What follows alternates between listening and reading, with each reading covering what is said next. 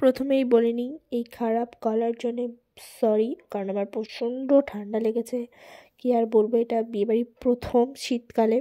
আর গণেশ ঠাকুর দেখতে দেখতে বিয়েবাড়ির মধ্যে ঢুকেও গেলাম। এখানে দেখো বর আর বউ ফটোশ্যুট করছে, কোনো ফটো তোলার স্কোপ নেই আমার, সেই জন্য বেরিয়ে এসে লাইটিংই দেখলাম। আর কি ক্লাইম্যাক্স अभी बाकी। আরে আরে, ওরা এটা কি করছে?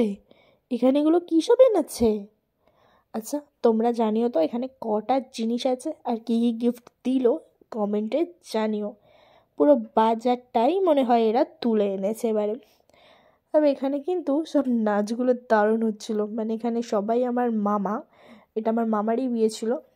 আর মেয়েরা সব মাসি মাসি আর মামারা বেশ ভালোই নাচ করছিল।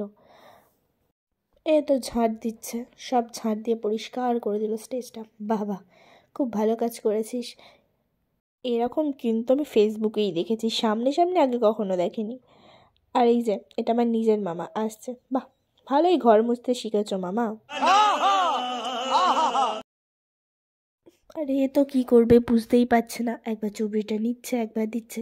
তোমরা একটুখানি হয়তো দেখেও নিয়েছো যে পিছনে কাকে এনেছে, দেখতে থাকো এখন কি হয়। পার্ট 2 আসছে খুব তাড়াতাড়ি, যে কী কী আর হয়েছে। আর এই যে এবার আসবে আমাদের হিরো। আরে